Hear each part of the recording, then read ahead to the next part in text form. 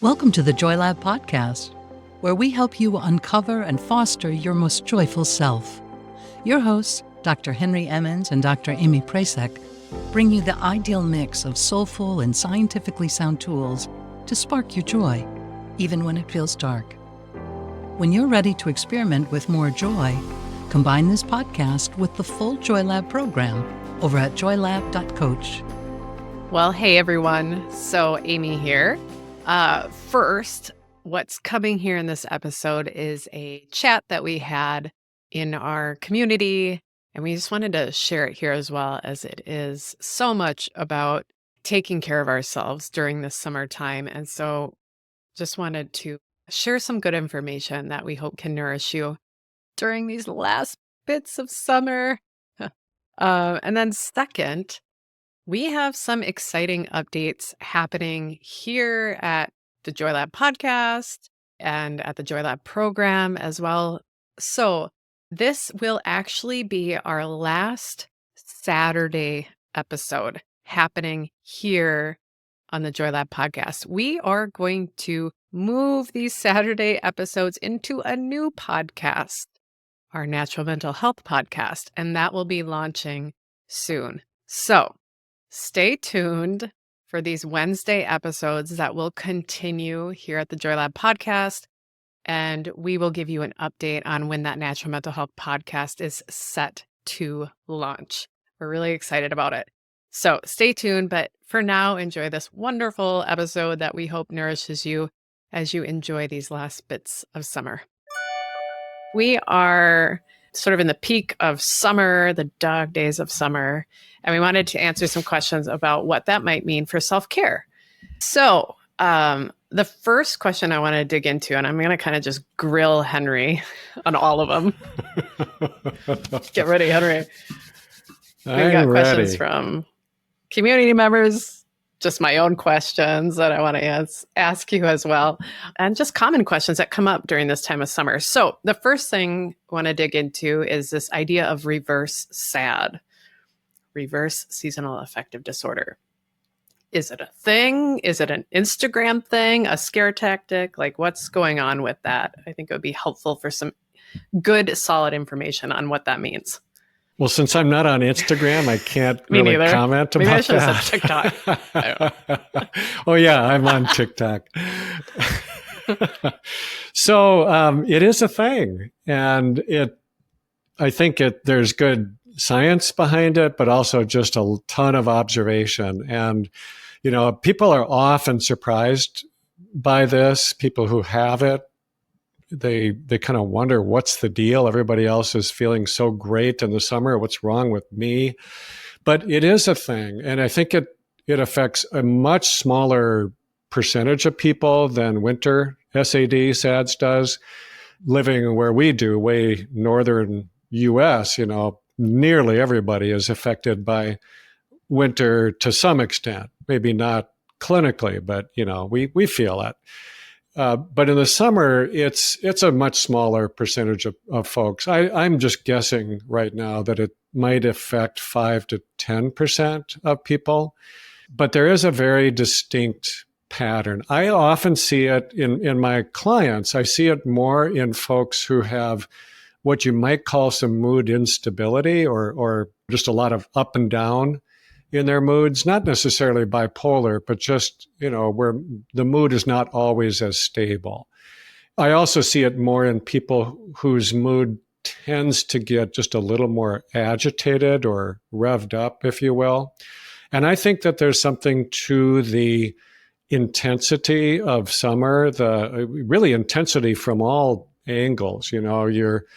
You're getting just so much more light. And if, for some people, they are very sensitive to the bright light that happens in the summer.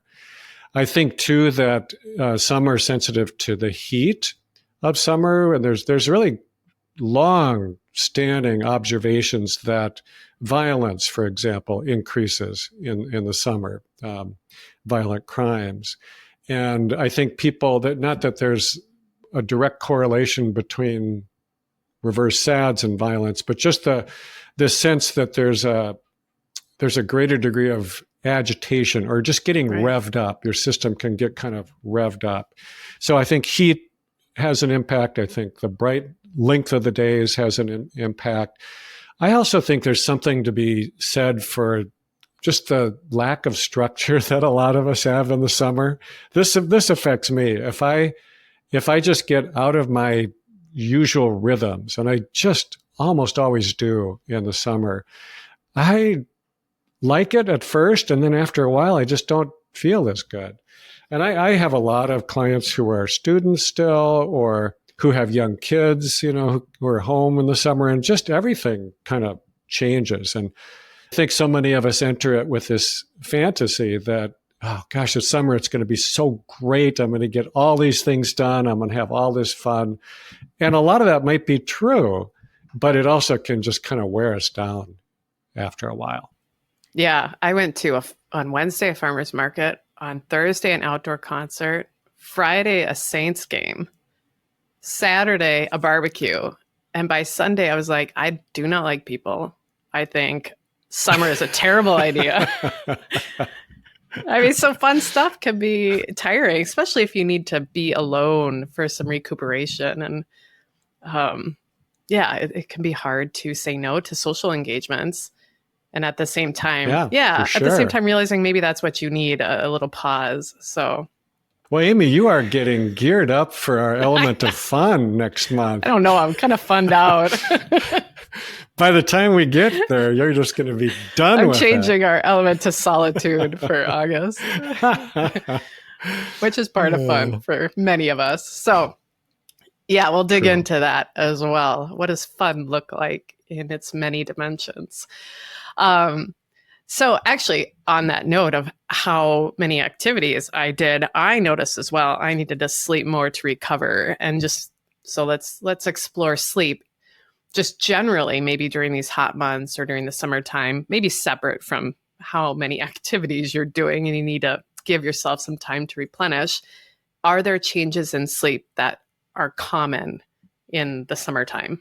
There are, which I do think plays into this whole reverse SADS element. For a lot of people, I would say the majority of people, they just feel better. They're more energized. They don't need as much sleep.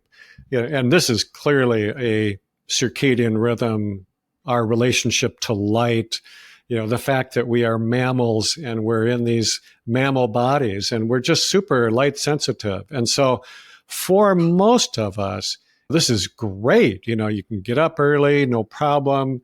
You might stay up later because the sun might not be setting until 9:30, maybe even before it really gets dark. It might even be 10 o'clock where we live. So that all has an impact on our sleep. Tendency to stay up later, unless you have really good room darkening shades, the tendency is you're going to wake up earlier. And even if you linger in bed for a while, chances are your body is telling you it's time to get up.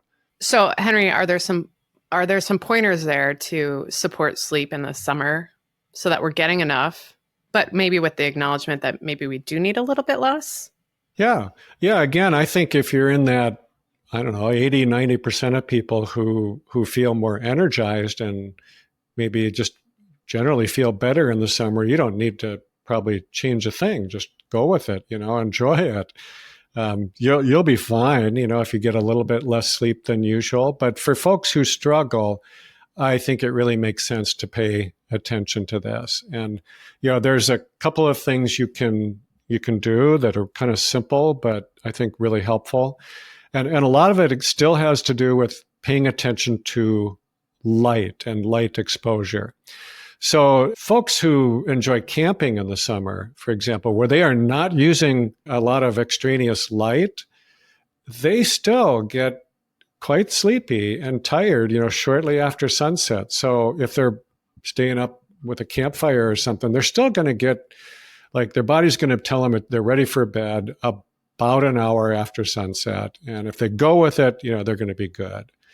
For those of us who have the double whammy of the sun setting late and I kind of energized and I want to watch something, or I, just doing stuff around the house and you got all your lights and electronics on, that could be a problem. So really, really being mindful about shutting down the electronics earlier, being in a darker room, less light, maybe get some room darkening shades for your bedroom. And that can help on the other end as well. So making it seem more like a typical day where, like in the spring or fall, when the days are a little closer to equal. I also find it helpful, and I do this myself, to just help tweak my onset of sleep. This is a time when I like using just a little bit of melatonin. And I do it kind of earlier in the evening, like around 7 or 8 o'clock, and just a tiny dose, like 1 milligram or even a half a milligram of melatonin. You don't need much for this. It's just a way of kind of signaling your body that sleep time is coming, and you do it, 2-3 hours ahead of time. And it just kind of helps to kind of normalize your circadian rhythm a little bit. That's a great, easy, quick piece of advice. Sort of on that note, let's talk about supplements during the summer months. So are there some common shifts that folks can expect perhaps in what they might take in the summer compared to the winter? I know my supplement routine changes. Yeah, I think that a lot of folks who use supplements through the fall and winter, they're doing so partly to protect themselves against seasonal affective disorder, winter depression. And I think it can be super helpful. But if that's the reason for using them, you might be able to drop some of them in the summer. So the B vitamins, I think, are a great example. I love B vitamins. I think they're great for preventing winter depression. I think they're great for helping energy, focus, motivation, just as helping create a foundation for your brain to work better. But in the summer, I drop that. I don't feel like I need it. Most of us, again, have more energy in the summer. And also, I think most of us just naturally tend to eat a little more healthy in the summer. So we simply may not need as much supplementation. The things I still use myself, I still use magnesium, my favorite. Oh, surprise, surprise. I know. Well, which is another thing that I think really can help with my sleep. Yeah, Yep. Good call. And then I still take omega-3, for lots of reasons. I think it helps keep my aches and pains down, among other things. And then vitamin D is kind of an interesting one because most of us, I feel, can just go without extra vitamin D in the summer, but only if you actually get some sun exposure. You do, which is a double-edged sword, right? It's a mixed bag to get. For some of us with really fair skin, maybe it's not a good, healthy thing to do. Certainly our dermatologists would say no. But if you get even just 15 minutes of being outdoors between 10 and 3, let's say, chances are you're getting enough sun exposure. But if you know that you're somebody whose vitamin D levels are just chronically low, it might be that even with sun exposure, you just don't convert much into vitamin D. Your body just is missing something, or it's not working quite right. There's been studies, even people who live in Hawaii who are outdoors a lot can be low in vitamin D because there's just something about the processing of it that doesn't work well for everybody. If you know that you're one of those people, stick with it in the summer, but you might be able to drop the amount from the usual recommendation of 5,000 units down to 1,000 or 2,000 units a day. Yeah, that's a great reminder too, to get, obviously to speak with your doctor before making any changes, but then get your D levels checked.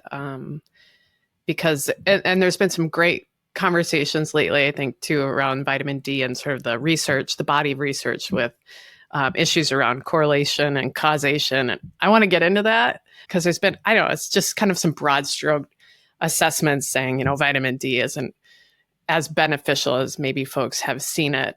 But there are some really important subtleties in those studies that I think are important to note, particularly for mental health and particularly when folks are deficient. So we should do another episode on that. Okay, so before supplementation, how important, and you noted it, food is. Do you want to talk about a little bit more on dietary changes that might change in summer and how to support our system so that maybe we do drop our supplements.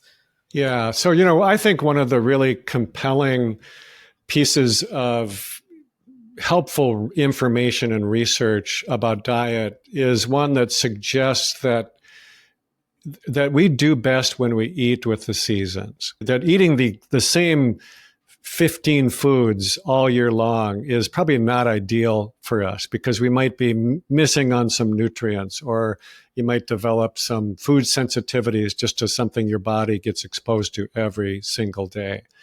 And I think that that's just a very easy and natural thing to do in the summer, to eat with the season, because it's just so bountiful and it's so delicious. And so all of the fresh fruits and veggies that are everywhere, every farmer's market, that are locally grown, and if you can get it and afford it, getting them organically grown, I mean, you're going to cover a lot of nutritional bases just by letting yourself enjoy the bounty of the season. It's just a super easy, natural thing to do. If you do still have that reverse SADS we were talking about, where, remember, the tendency with that is to feel like your whole system is a little bit revved up or agitated, then I think the best way to eat is to have as many foods as you can that are kind of cooling, that are light, that have a lot of water in them, and that kind of help cool your body, if you will. So eating according to the season is perfect for that. All of the fresh, water-based fruits, the melons, the sweet corn, the tomatoes, and a lot of the fresh salad greens and such. I mean, those are all a good fit for that, but probably not having as many of the really heavy foods, so maybe a little bit less meat.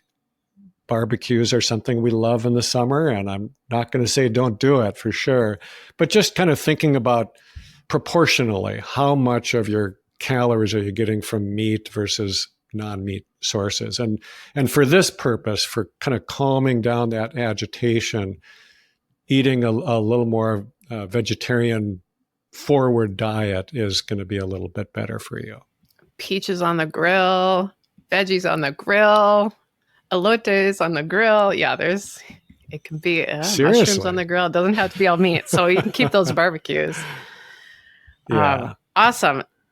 I hope that this conversation on just kind of these seasonal shifts that we have and how we can care for ourselves through them is helpful for you all. And with that, I think we'll just wish you these last few dog days of summer, the weeks of them, we hope they're full of watermelon, fresh foods, and awe and laughter and fun. Well, this just made me hungry. So I know. I was thinking about cherries and watermelon the whole time. We're going to have lunch. Thanks, everybody. Yeah. Thank you, everyone. Thank you for listening to the Joy Lab podcast. If you enjoyed today's show, visit joylab.coach to learn more about the full Joy Lab program. Be sure to rate and review us wherever you listen to your favorite podcasts. Please remember that this content is for informational and educational purposes only. It is not intended to provide medical advice and is not a replacement for advice and treatment from a medical professional. Please consult your doctor or other qualified health professional before beginning any diet change, supplement, or lifestyle program. Please see our terms for more information.